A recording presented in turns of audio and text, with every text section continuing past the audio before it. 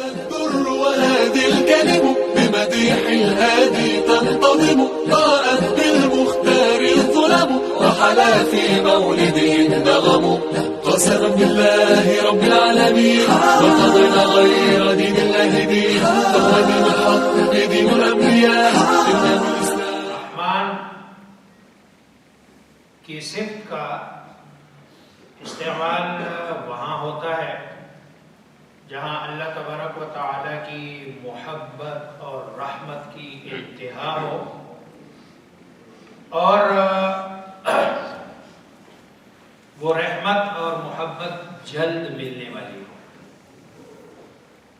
تو عباد الرحمن اللہ تبارک و تعالی کے خاص بندے تو سارے اللہ کے ہیں. کوئی بھی ایسا نہیں جو اللہ تبارک و تعالیٰ کا بندہ نہیں ہے، کیونکہ سب کو اللہ تبارک و تعالیٰ نے پیدا کیا. لیکن یہاں کچھ خاص بندوں کا تذکرہ ہو رہا ہے اور یہ قرآن کریم میں اس کا نقشہ اس لیے کھینچا جا رہا ہے، ہمیں اس لیے بتایا جا رہا ہے کہ یہ اللہ کے خاص بندے ہیں، تاکہ ہر بندے کو یہ خواہش ہو کہ مجھے بھی اللہ تبارک و تعالی اپنے ان بندوں میں شامل کر دے. پھر وہ بندے کیا کام کرتے تھے، ان میں کیا صفات تھی جن اوصاف کی وجہ سے اللہ نے ان کو عباد الرحمن کہا ہے، وہ صفات ہم اپنے آپ میں لے آئے اور اپنی زندگی میں اس کو اپنائے تو ہم بھی عباد الرحمن میں سے بن جائے. اللہ تبارک و تعالی ہم سب کو عباد الرحمن. ان کی پہلی صفت ہے الذین یمشون علی الارض ہونا. یہ زمین پر جب چلتے ہیں تو عاجزی کے ساتھ چلتے ہیں، انکساری کے ساتھ چلتے ہیں، فروتنی کے ساتھ چلتے ہیں. چلنے کی کوئی خاص ہیئت نہیں بتائی جا رہی ہے، بتایا یہ جا رہا ہے کہ یہ متکبرانہ چال نہیں چلتے ہیں، تکبر نہیں کرتے ہیں، تواضع اختیار کرتے ہیں. کیونکہ جب بندہ اپنے آپ کو اللہ کا بندہ سمجھ لے تو پھر تکبر کی صفت خود بخود ختم ہو جاتی ہے. کہ جب بندے کو یہ پتا چلے کہ میری پیدائش میں، میری زندگی میں، میری موت میں، میرے کھانے میں، میرے پینے میں، میرے اس عہدے میں، میرے اس علم میں میرا اپنا کوئی اختیار نہیں ہے، یہ سب اللہ کا عطا کیا ہوا ہے، تو پھر تکبر کیسے ہو سکتا ہے؟ پھر تکبر بندہ کیسے کرے گا؟ تو یہ کوئی خاص ہیئت نہیں ہے کہ کوئی خاص حیات بتا دی. الذین یمشون علی الارض ہونا، کہ جب یہ زمین میں چلتا ہے تو یہ عاجزی کے ساتھ چلتا ہے، گویا کہ اپنی زندگی میں یہ عاجزی اختیار کرتا ہے، انکساری اختیار کرتا ہے. چلتا بھی ہے تو عاجزی سے چلتا ہے، چاہے چلتا ہو پیدل ہو، سواری پہ ہو، بڑی سواری ہو، چھوٹی سواری ہو. جیسے گاڑی والا چل رہا ہوتا ہے، موٹر سائیکل والا اس کو اپنے آپ سے کمتر نظر آتا ہے. اگر کوئی بندہ کسی بہت بڑی گاڑی میں بیٹھا ہوا ہے تو مہران والا اس کو بونا نظر آتا ہے کہ اس کے پاس چھوٹی گاڑی ہے. اب تو خیر مہران کی بھی قیمت اتنی زیادہ ہو گئی ہے کہ وہ بھی لگژری میں آ گئی ہے. لیکن مثال سمجھانے کے لیے کہ جب آپ کو اللہ تبارک و تعالی نے کوئی مقام دیا، کوئی مرتبہ دیا، کوئی جگہ دی ہے، آپ اس جگہ پہ ہیں تو آپ کو اس جگہ پہ عاجزی اختیار کرنی چاہیے، انکساری اختیار کرنی چاہیے، اور یہ سمجھنا چاہیے کہ یہ اللہ کا دیا ہوا ہے اور اللہ تبارک و تعالی یہ مجھ سے لے بھی سکتے ہیں اور اللہ لے لیتے ہیں. اسی طرح کلام میں، بات کرنے میں بھی عاجزی ہو، انکساری ہو، تکبرانہ کلام نہ ہو. جیسے بعض لوگ تکبر کے ساتھ بولتے ہیں، ایسے بولتے ہیں جیسے دنیا کا نظام یہ چلا رہے ہیں، نعوذ باللہ من ذالک. ایسے لگتا ہے کہ جیسے یہ نہیں ہوگا تو یہ دنیا کا نظام نہیں چلے گا. چھوٹے سے گھر سے آپ لے لو اور پورے سلطنت تک یعنی اینڈ تک چلے جاؤ. گھر میں باپ یہ سمجھتا ہے کہ اگر میں نہ رہا تو یہ گھر پتہ نہیں یہ کیا کریں گے، کیسے ہوگا. یہ سمجھتا ہے کہ بس میری ہی وجہ سے یہ گھر کا نظام چل رہا ہے. میں نے بھی دیکھا، آپ نے بھی دیکھا، سب نے دیکھا، باپ دنیا سے چلا جاتا ہے، پیچھے والوں کا نظام اس پہلے والے سے اچھا چلتا ہے.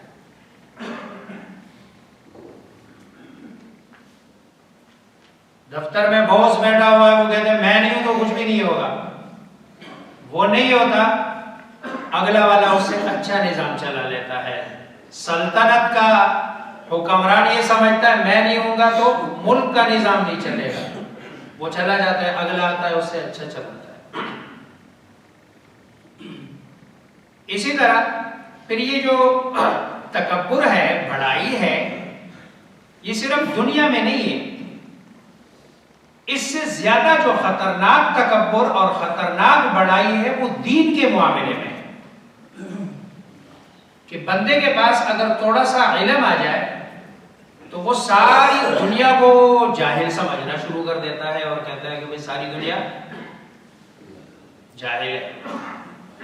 اور اپنے اس علم کی بنیاد پر وہ اپنے آپ کو سب سے اوپر اور برتر سمجھتا ہے.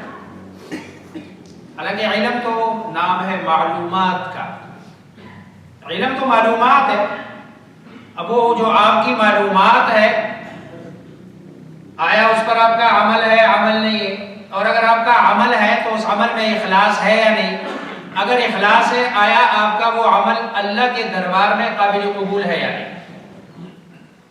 اب یہ ساری چیزیں، اور اگر قابل قبول ہے بھی اللہ کے دربار میں تو آیا آپ زندگی کے آخر تک اس عمل کو لے کر آپ کا خاتمہ ایمان پر ہو گیا ہے.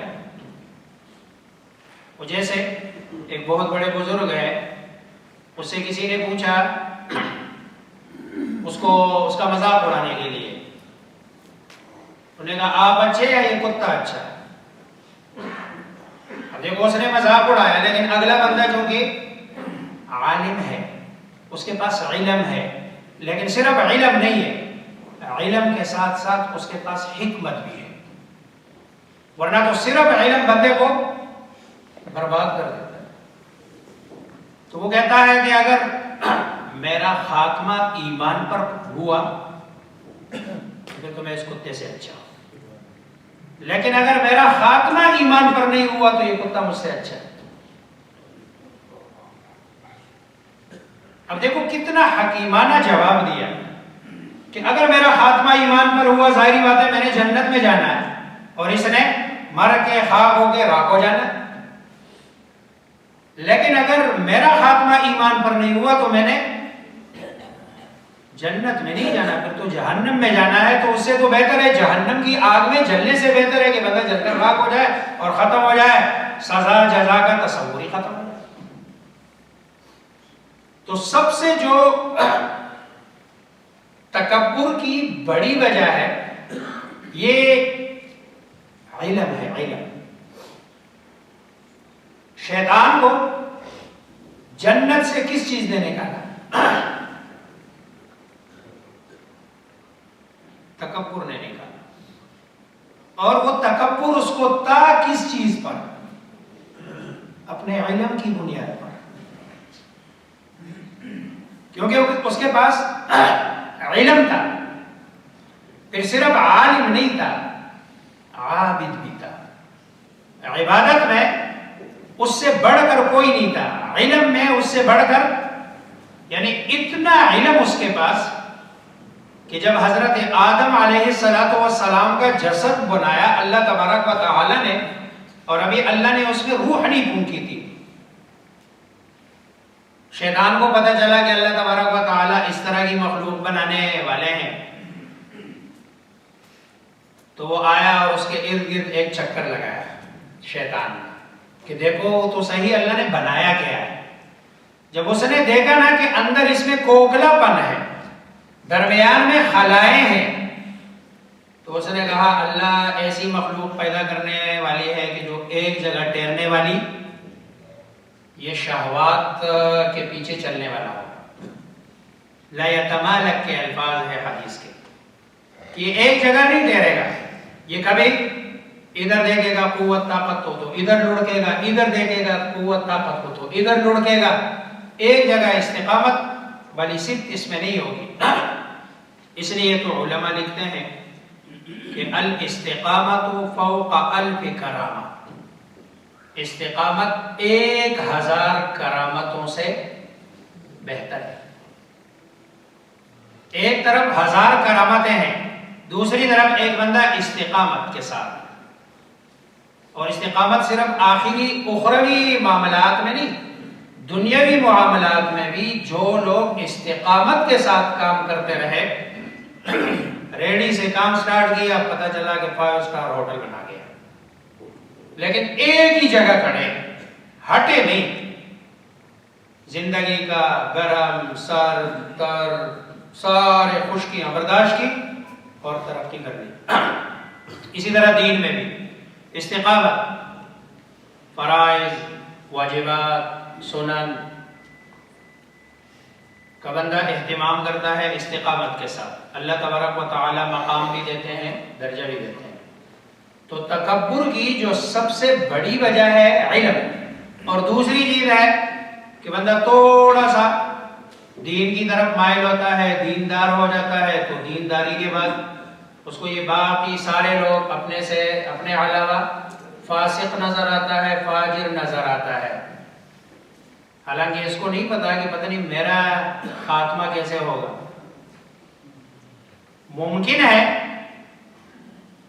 کہ اس کو اللہ تبارک و تعالی آگے جا کے ہدایت دے دے، اور ہدایت کے ساتھ ہی وہ توبہ کر لے، توبے کے ساتھ ہی اللہ تبارک و تعالی اس کو موت دے دے. صحابہ کرام رضوان اللہ تعالی علیہم اجمعین کے بہت سارے ایک صحابی مسلمان ہوتے ہیں، مسلمان ہو کے آپ صلی اللہ علیہ وسلم اگلے ہی دن اس کو بھیج دیتے ہیں محاذ پر، اور محاذ میں ان کی شہادت ہو جاتی ہے.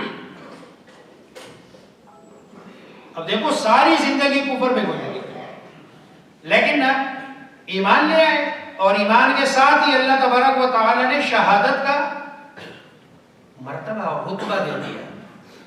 دوسری طرف بہت سارے صحابہ کرام رضوان اللہ تعالی علیہم اجمعین نے ساری زندگی اسلام میں گزاری، ہر جنگ میں انہوں نے شرکت کی، ہر غزوے میں شرکت کی، ہر سریے میں شرکت کی، لیکن شہادت ان کی قسمت میں نہیں، مقدر میں نہیں، شہادت نہیں ملی.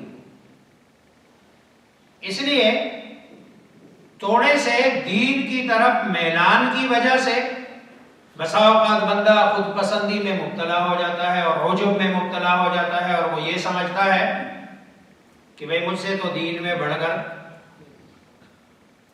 آج کل تو خیر ساری دنیا، وہ ہمارے استاد کہا کرتے تھے کہ 2 ہی چیزیں ایسی ہیں کہ جس میں ہر بندہ ماہر ہے. ایک طب ہے اور دوسرا دین ہے. اگر آپ کہیں کوئی بیماری کا تذکرہ کر دیں اور بندے 10 بیٹھے ہوئے ہیں تو آپ کو 12 نسخے مل جاتے ہیں. ہر بندہ وہ کہتے نہیں یہ دوائی استعمال کر لے، وہ دوائی استعمال کر لے، وہ حالانکہ وہ ڈاکٹر ہی کے الف بے سے بھی اس کو واقفیت نہیں. پھر آج کل ایک اور چیز بھی ہے، طب نبوی کو لوگ پڑھ کے اس سے علاج کرتے ہیں. علاج میں جو اصل عمل دخل ہوتا ہے وہ مزاج کا، آب و ہوا کا.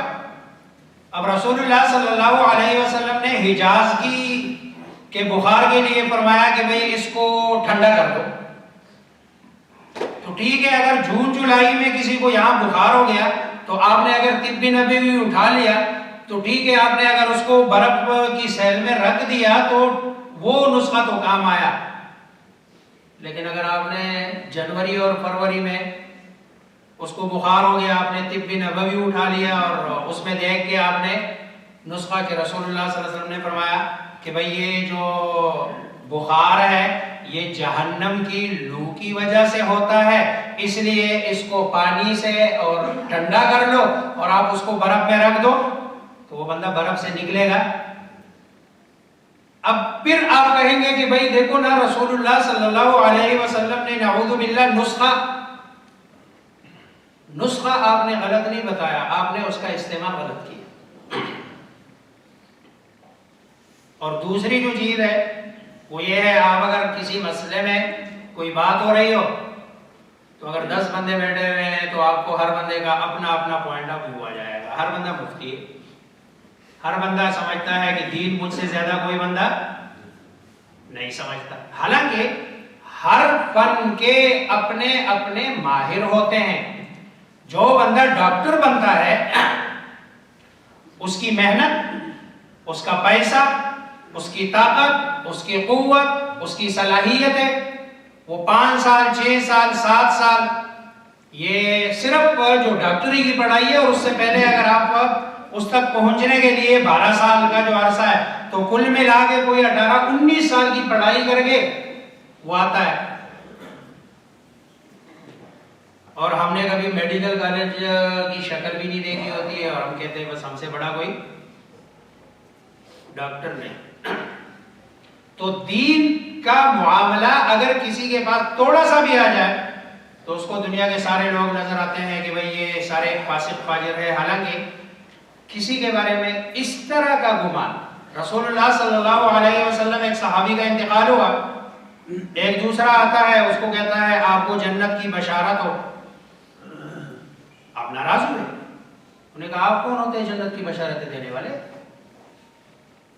کیونکہ جنت یہ جانتا ہے اللہ تبارک و تعالیٰ کہ کس کو جنت ملے اور کس کو جہنم ملے۔ اس لیے حالانکہ صحابی ہے رسول اللہ صلی اللہ علیہ وسلم کے، اور ایمان کے معاملے میں ہم تو ان کے مقابلے میں ہماری کوئی حیثیت ہی نہیں ہے، لیکن پھر بھی میں اپنے آپ کو جنتی سمجھتا ہوں اور باقی ساری دنیا کے لوگوں کو جہنمی سمجھتا ہوں۔ تو تکبر، بڑائی، چاہے وہ کسی بھی چیز پر ہو، اللہ تبارک و تعالی کے ہاں یہ بری صفت ہے، اور تواضع، عاجزی، انکساری یہ اللہ کا پسندیدہ صفت ہے۔ اس لیے اللہ فرما رہے ہیں کہ وَعِبَادُ الرحمن، کہ عباد الرحمن اللہ کے جو خاص بندے ہیں، اللہ کے جو خاص بندے کا اللہ اپنی صفت کی طرف اس کی نسبت کر رہے ہیں، اور وہ بھی صفت رحمان کی طرف نسبت کر رہے ہیں۔ آپ کہتے ہیں نا مسجد نبوی، مسجد ایک ہماری بھی ہے عسکری 14 کی، دوسری ہے مسجد نبوی، اور تیسری ہے مسجد حرام جس کو بیت اللہ کہتے ہیں۔ فرق دیکھ لے، یہاں اللہ اس بندے کی نسبت اپنی طرف کر رہے ہیں۔ کون سا؟ الذین یمشون علی الارض ہونا، جو زمین پہ چلتا ہے تو عاجزی کے ساتھ چلتا ہے، فروتنی کے ساتھ چلتا ہے، انکساری کے ساتھ چلتا ہے، تکبر نہیں کرتا، اکھڑ کے نہیں چلتا، بڑائی کا اظہار نہیں کرتا۔ اور رسول اللہ صلی اللہ علیہ وسلم نے اپنے عمل سے دکھایا بھی کہ عاجزی کیا ہے، انکساری کیا ہے۔ آپ صلی اللہ علیہ وسلم کو بسا اوقات آپ راستے میں جا رہے ہیں، دیہاتی آئے، آپ کی چادر ہے اور چادر کے جو حاشیے ہیں، سائیڈز ہے، وہ موٹے ہیں، انہوں نے آپ کو چادر سے پکڑا اور چادر سے پکڑ کے کھینچا۔ کس کو کھینچا؟ ذرا تصور کریں، یعنی دنیا کا وہ کون سا عہدہ ہے، دنیا کا وہ کون سا مقام ہے، دنیا کا وہ کون سا مرتبہ ہے کہ جو اللہ نے سرکار دو عالم محمد مصطفیٰ، پھر اللہ کے ہاں ان کا مقام اور مرتبہ دنیاوی مقامات اور مراتب سے قطع نظر کر کے سرکار دو عالم ہے اور خاتم النبیین ہے، انبیاء کے سردار ہے۔ آپ صلی اللہ علیہ وسلم کو کھینچ کے کہنے لگے اللہ نے جو آپ کو مال دیا نا، یہ جو مالی غنیمتیں آپ کو ملتی ہے ان میں سے ہمیں بھی کچھ دے دے۔ آپ مسکرائے ہیں اور مسکرا کے کہا ان کو بھی دے دے۔ یہ ہے عاجزی، یہ ہے انکساری۔ آج ہمارا کیا حال ہے؟ تھوڑا سا عہدہ آ گیا، تھوڑی سی علم، تھوڑا سا علم، تھوڑے سے کسی بڑے جگہ پہ چلے گئے پھر تو لوگ رشتہ داروں کو پہچانتے بھی نہیں ہے کہ بھئی یہ ہمارا، اور اپنی جگہ پہ آپ کے پاس کوئی آئے تو رسول اللہ صلی اللہ علیہ وسلم کی جو سنت ہے یہ ہے کہ آپ اس کے لیے کھڑے ہو جائیں، آپ اس کو عزت دیں اور آپ اس کو ویلکم کریں اچھے طریقے سے۔ اور یہ رسول اللہ صلی اللہ علیہ وسلم، ایک خاتون ہے جس کو ذہنی کوئی مسئلہ ہے، کبھی کبھار راستے میں رسول اللہ صلی اللہ علیہ وسلم کو ہاتھ سے پکڑ لیتی تھی اور پکڑ کے کہتی تھی کہ میں نے آپ سے کچھ بات کرنی ہے۔ اچھا آپ فرماتے تھے کرے، وہ کہتی تھی نہیں ادھر نہیں کرنی ہے کیونکہ ادھر کوئی اور سن لے گا، جیسے کہ مجانین کی عادت ہوتی ہے، کہتے نہیں میں نے وہ آپ ادھر جائیں میرے ساتھ اور ادھر جا کے میں نے آپ کو اپنی بات سنانی ہے۔ آپ صلی اللہ علیہ وسلم کا ہاتھ پکڑ کے وہ خاتون لے جاتی اور دوسری گلی میں کسی کونے میں وہ آپ کو جو بات کرنی ہوتی تھی وہ کہہ دیتی اور پھر آپ صلی اللہ علیہ وسلم کہتے ٹھیک ہے میں کر لوں گا۔ یہ ہے مقام اور مرتبہ، یہ ہے عاجزی، یہ ہے انکساری کہ آپ کے پاس عہدہ بھی ہے، طاقت بھی ہے، قوت بھی ہے، سلطنت بھی ہے، مملکت بھی ہے، نبوت بھی ہے، سب کچھ ہے، لیکن انسانیت کا خیال اتنا رکھا جا رہا ہے کہ اس کو تصور بھی نہیں کیا جا سکتا۔ کیا صحیح آدمی، مجنون، پاگل، دیوانے، ان کا بھی رسول اللہ صلی اللہ علیہ وسلم خیال رکھتے تھے اور ان کی بات کو سنتے تھے۔ تو وہ عباد الرحمن، یہ مقام اور مرتبہ جو ملتا ہے عباد الرحمن کا، الذین یمشون علی الارض ہونا، جب یہ زمین پہ چلتے ہیں تو یہ فروتنی کے ساتھ، ان کی بات بھی نرمی، ان کی بات میں بھی انکساری، ان کی بات میں بھی عاجزی، ان کے گفتار میں بھی، ان کے کردار میں بھی، ان کے چلنے میں بھی، ان کے پھرنے میں بھی، ان کے سونے میں، ان کے جاگنے میں، سب میں عاجزی ہوتی ہے، تب جا کے بندہ عباد الرحمن بنتا ہے۔ یہ پہلی صفت ہے۔ اور یہ عاجزی انکساری کا اندازہ کیسے ہوتا ہے کہ کس میں عاجزی ہے اور کس میں عاجزی نہیں، یہ تکبر ہے۔